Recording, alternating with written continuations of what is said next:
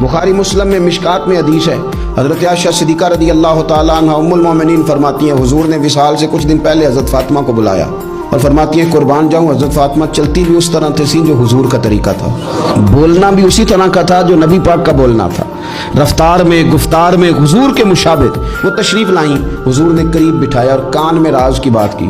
इसका मतलब है कुछ बातें बेटियों से भी राज की कर लेनी चाहिए। भाई आप गौर करेंगे और समझेंगे कि बेटी से भी कभी कोई राज की बात कर लें। हुजूर ने बुलाया और फिर कान में को बात की, कान में नबी पाक सल्लल्लाहु अलैहि वसल्लम ने, तो हज़रत फातिमा रोने लगी।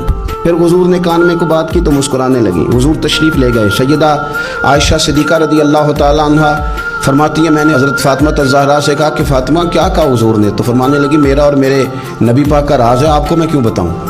हज़रत सैयदा आयशा सिद्दीक़ा कहती हैं, मैं खामोश हो गई। कुछ दिनों के बाद हुजूर का विसाल हो गया। सरकार ने विसाल फरमाया तो कुछ दिन गुजरे तो मैंने कहा, फातिमा मेरा तुम पर हक है, तुम्हारी माँ हूँ, मेरा हक है।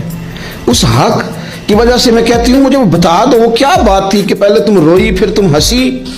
तो मैंने कहा हकीकतों से आगाह करें।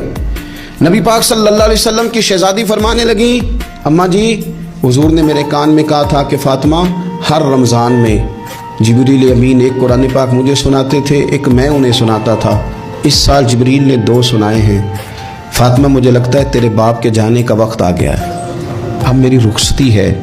मुसीबत आए तो सब्र करना, मुश्किल पड़े तो हौसला करना, अपने आप को अपने रब करीम के सुपुर्द रखना। कहती हैं जब ये बात हुजूर ने बयान की तो मैं रो पड़ी और फिर नबी पाक ने मेरे कान में कहा, फातिमा मेरे बाद जो सबसे पहले मुझे आके मिलेगी ना वो तुम ही हो, और ये भी याद रखना तुम जन्नती औरतों की सरदार हो। फरमाती हैं ये बात सुनी तो मैं मुस्कुरा दी।